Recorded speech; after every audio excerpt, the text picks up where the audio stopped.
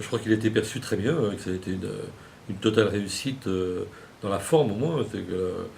C'était un beau discours, très, très bien construit. Je pense que les gens de gauche ont apprécié en plus qu'ils se réapproprient un certain vocabulaire, l'égalité plutôt que l'équité, des choses comme ça. Il a pris quelques risques en lançant l'idée de progrès qui quand même a été interrogée par les écologistes et auxquels on ne croit plus guère. Mais enfin bon, c'était un discours dynamique et dans la forme très réussie. Alors, c'est ça la question en fait, c'est est-ce que ce coup de barre à gauche qu'on a ressenti intuitivement, je dirais, est-ce que c'est une illusion ou est-ce que c'est une réalité?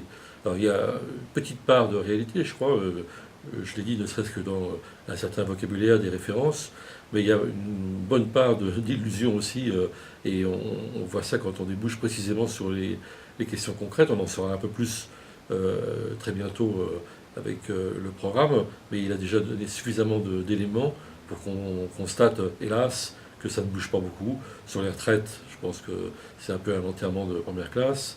Sur le nucléaire, il ne bouge pas. Sur la fiscalité, c'est très modeste.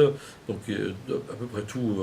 Je regrette également qu'il n'ait pas du tout évoqué la question du temps de travail.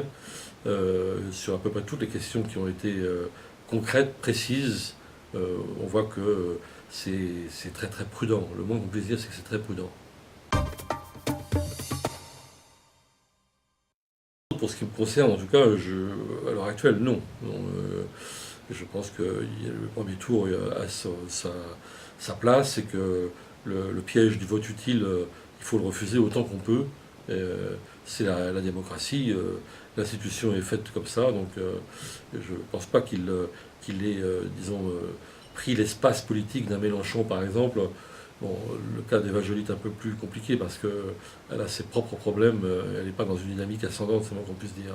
Enfin, dans les deux cas, je ne pense pas que le discours et surtout le programme qui va être publié de Hollande, disons, réduise l'espace politique de ces deux grands concurrents de gauche.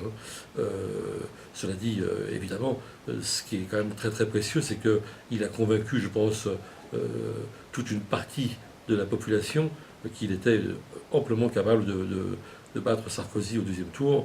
Et ça, c'est déjà quand même très réconfortant, même si on n'a pas l'impression qu'il va effacer les dégâts du sarkozysme. En tout cas, il pourra marquer, disons, stopper, disons, cette politique absolument dévastatrice, ultralibérale, qui a marqué ces 5 dernières années.